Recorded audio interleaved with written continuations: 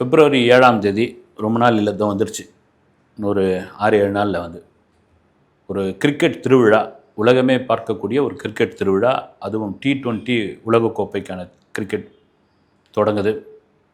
மிகப்பெரிய அளவில் வந்து கிரிக்கெட் விளையாடும் நாடுகள், விளையாடாத நாடுகள், அதை தவிர முக்கியமான ஒரு விஷயம் என்னென்னா 20 அணிகள் 20 நாடுகள் பங்கேற்கிறாங்க.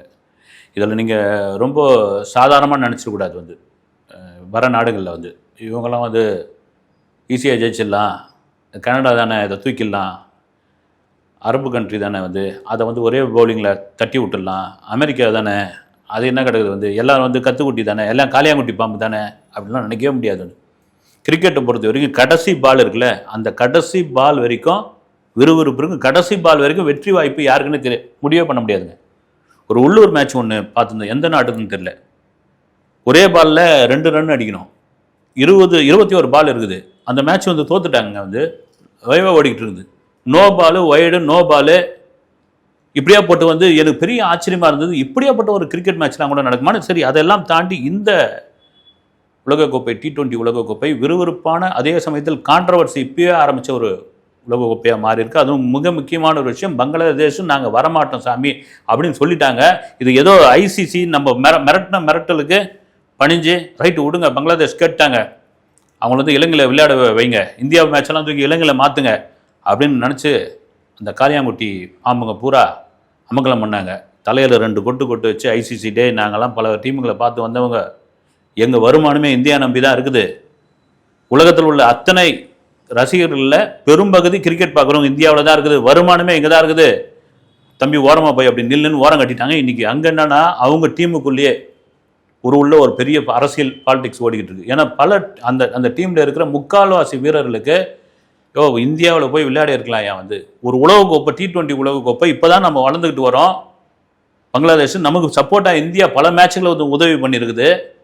நீங்கள் பாட்டுன்னு காரியம் பெருசா வீரியம் பெருசான்னு வீம்புக்கு போய் சண்டை போட்டு ஐசிசி கிட்ட முறைச்சிக்கிட்டு அதுங்கிட்ட போய் எதிர்த்து இப்போ ஓரம் கட்டி நிறுத்தி வச்சுட்டாங்க. ஸ்காட்லாந்து உள்ள சேர்த்துட்டாங்க. எங்களுக்கு வருமானம் போச்சு, நாங்கள் போய் ஊராக போய் சுற்றி பார்த்துருப்போம், அந்த ரசிகர்கள் விசில் அடிச்சிருப்பாங்க.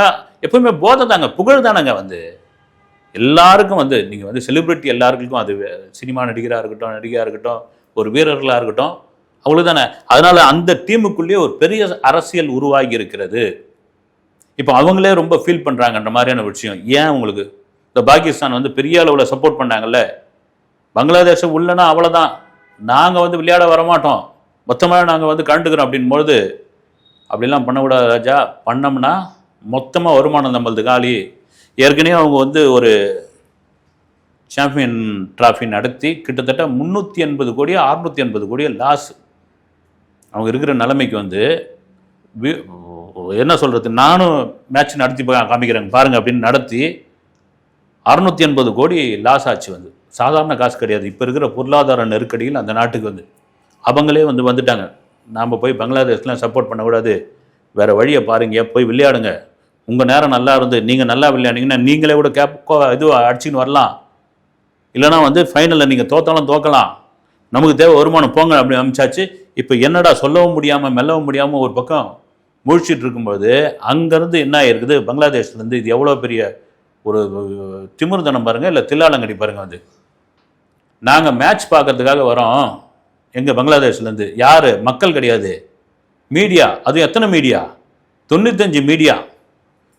நம்ம தமிழ்நாட்டில் கூட 95 மீடியாவுக்கு இருக்காது போல. 95 மீடியா மேட்ச் பார்க்கணும். நாங்கள் எங்களுக்கு வந்து அக்ரிடேஷன் கார்டு கொடுங்க, விசா கொடுங்கன்னு சொல்லி ஐசிசி கிட்ட ஒரு கோரிக்கை வச்சுருக்காங்க. அக்ரிடேஷன் கார்டு விசாலாம் கொடுக்குறது எங்ககிட்ட கிடையாது, நீங்கள் இந்தியாவை கேட்டுங்க. இல்லை அக்ரிடேஷன் கார்டு கொடுக்குறது கூட ரைட்டு நாங்கள் இருக்கிறோம், விசா கொடுக்குறது அந்த நாட்டுக்கிட்ட தான் இருக்குது. ஏன் உங்கள் டீமே வரமாட்டேன்னு சொல்லிட்டாங்க, பாதுகாப்பு இல்லைன்னு சொல்லிட்டாங்க. அப்போ நீங்கள் வரீங்க, உங்களுக்கு பாதுகாப்பு தேவையில்லையா? ஏன்னா அவங்க சொன்னது தானே. வந்து கல்கட்டாவில் 2 மேட்ச்சு, மும்பையில் ஒரு மேட்ச்சு, இந்த மேட்ச்சில் விளையாட முடியாதுங்க எங்களால், ஏன்னா எங்களுக்கு இந்தியாவில் கால் எடுத்து வச்சாலே வந்து பாதுகாப்பு கிடையாது, எங்கள் இதுவுக்கு வந்து அச்சுறுத்தலாக இருக்குது, நாங்கள் கிரவுண்டில் நின்று விளையாடுறதா இல்லை பயந்துக்கிட்டே பார்க்குறதா நாலா பக்கமோ அப்படின்ற ரேஞ்சில் ஏகப்பட்ட பில்டப் கொடுத்தப்போ ஐசிசி இந்த 95 மீடியாவுக்கும் ஒரு விஷயத்தை ஒரு லெட்டர் அமைச்சிருக்காங்களே, அவங்களுக்கு பதிலடி கொடுக்குற மாதிரி ஒரு விஷயத்தை கேட்டிருக்காங்க.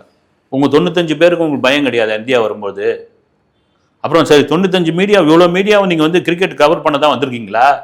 அப்படி என்னையா நீங்கள் கவர் பண்ண போகிறீங்க இதை அப்படின்னு கேள்வி கேட்டு அதை அப்படியே இந்தியாவுக்கு ஃபார்வர்ட் பண்ணி விட்டுருக்காங்க. சரி ஒரு மீடியா தானே வந்துட்டு போகணுன்ட்டு 95 பேர்லாம் நாங்கள் வந்து விசா கொடுக்க முடியாது, அக்ரிடேஷன் கார்டு கொடுக்க முடியாதுன்னு சொல்லி 11 பேர் 11 மீடியா, அவங்களுக்கு தெரியும் இல்லை மீடியான்னு சும்மா இருக்கிறவங்க பூரா கிளம்பி வந்துடுவான்ல அப்படின்னு 11 பேரை ஓகே பண்ணியிருக்காங்க. இது எந்த விதத்தில் நியாயம்னு பாருங்கள். வந்து அவங்க வந்து ஏங்க அவங்க சொந்த நாடு விளையாடல, இவங்க வந்து இன்னொருத்த ஸ்போர்ட்ஸுக்கு வந்து கவர் பண்ண போகிறாங்க, இவங்க என்ன செய்தி போட போகிறாங்க, என்ன செய்தி எழுத போகிறாங்க. இங்கே வந்து ஒவ்வொரு மேட்சாக நடக்கிற இடத்துல இங்கே பிசிசி ஐசிசி பண்ணுற செலவில் ஜாலியாக வந்து ஒரு நாட்டில் ஃப்ளைட்டில் போயிட்டு அங்கங்கே ஸ்டார் ஹோட்டலில் சாப்பிட்டுட்டு ஸ்டார் ஹோட்டலில் தங்கிட்டு மேட்சை வந்து ப்ரெஸ் கேலரியில் போய் உட்காந்து பார்த்துட்டு ஒரு 4 செய்தி அனுப்பிச்சிட்டு ஏதாவது வந்து கான்ட்ரவர்சி நடந்ததுன்னா அதை வந்து அங்கே அந்த மீடியா குளிர்ற மாதிரி எழுதி விட்டு, முதல்ல பங்களாதேஷ் உங்கள் டீம் வந்தால் தானே உங்களுக்கு உற்சாகமாக இருக்கும். 95 பேர் வெக்கமே இல்லாமல் வந்து நாங்கள் வரட்டும் மேட்ச் பார்க்க வரோன்னு கேள்வி கேட்குறீங்களே, இது எந்த விதத்தில் நியாயம்? இது ஒரு பக்கம் இருக்கும்போது இன்னொன்று அதே பங்களாதேஷில் பிப்ரவரி 1ஆம் தேதியிலேருந்து இந்தியாவில் துப்பாக்கி சுடும் போட்டி நடக்குது உலக அளவில். துப்பாக்கி சுடும் போட்டியில் எங்கள் வீரருங்க வராங்க அப்படின்னு ஒரு பட்டியலை கொடுத்து, அதாவது பிப்ரவரி 1, 2லேருந்து 14ஆம் தேதி வரைக்கும் நடக்குது. அதில் நாங்கள் வரோம், எங்கள் வீரர்களை உள்ளே விடுங்க, அவங்களுக்கு விசா கொடுங்க, அவங்கள போட்டியில் பங்கேற்க விடுங்கன்னு சொல்லும்பொழுது சிரிக்க ஆரம்பிச்சிட்டாங்க. வந்து ஏன்பா இவங்கள வீரர்கள் தானே, இதுவும் இந்தியா தானே, இவங்கள வந்து தான் இங்கே விளையாட போகிறாங்க.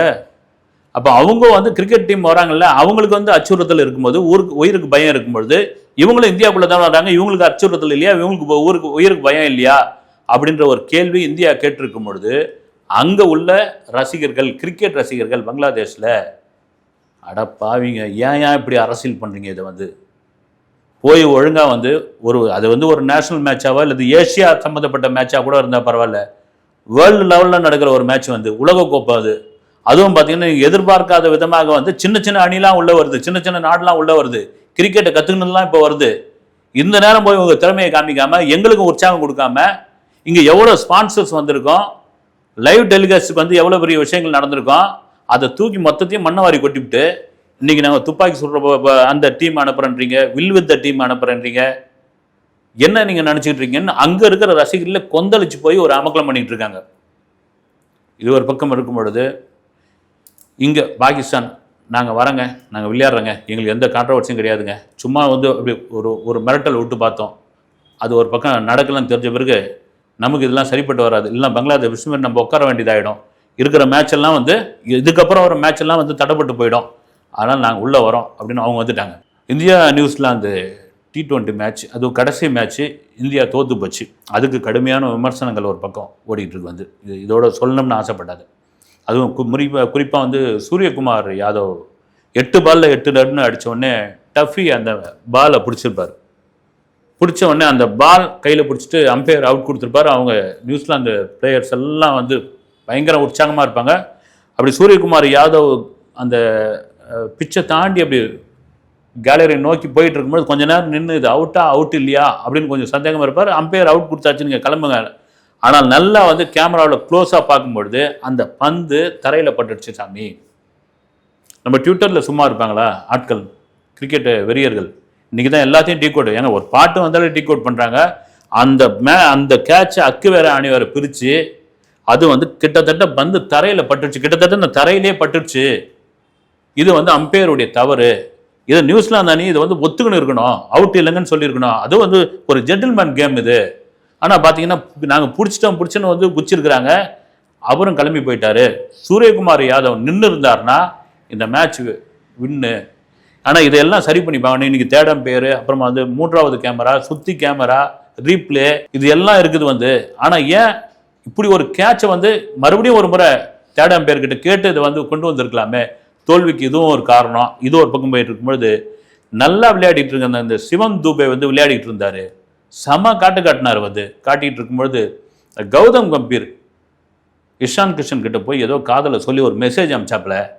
அந்த மெசேஜ் சொன்ன பிறகு சிவன் தூபே வந்து விளையாட்டு அவுட் ஆகிட்டாரு. அதன் பிறகு மேட்சே கொலாப்ஸ் ஆகிடுச்சு. கௌதம் கம்பீர் வந்து சரியான வந்து பயிற்சியாளர் கிடையாது, அந்த டீமுக்கே வந்து அன்ஃபிட்டு, இந்திய டீமை வந்து தவறாக வழிநடத்தின்னு போகிறாரு. ஏங்க அவர் என்ன மெசேஜ் சொன்னார், அதை வந்து இஷான் வந்து என்ன சொன்னார் ஏதுன்னு கிடையாது. ஒரு மேட்ச்சு அடுத்த பால் என்ன வேணாலும் நடக்கும், அது அடுத்த மேட்ச் 6 அடிக்கலாம், அவுட்டும் ஆகலாம். அவர் சொன்ன மெசேஜ்னால தான் வந்து அவர் அவுட் ஆயிட்டாருன்னு சொல்லி இப்படி ஒரு பக்கம் விமர்சனம் பண்ணி இந்த ஒரு உள்ளூர் மேட்சுக்கு, அதாவது வந்து இந்தியா நியூசிலாந்து மேட்சுக்கே எப்படி அப்படின்னா வருகிற T20 உலகக்கோப்பைக்கு எப்படியாப்பட்ட ஒரு விஷயமாக இருக்கும். அதுவும் இந்த நாகினி டீம் உள்ளே வரலன்னு மற்ற ஆட்கள் எப்படி அமக்கலம் பண்ண போகிறாங்க. குறிப்பாக கனடா, US, அரபு கண்ட்ரி, இவங்கெல்லாம் உகாண்டா, இவங்கெல்லாம் என்ன சாகசம் பண்ண போகிறாங்க அப்படின்ட்டு பொறுத்திருந்து பார்ப்போம். அடுத்த வீடியோவில் சந்திக்கிறேன். நன்றி.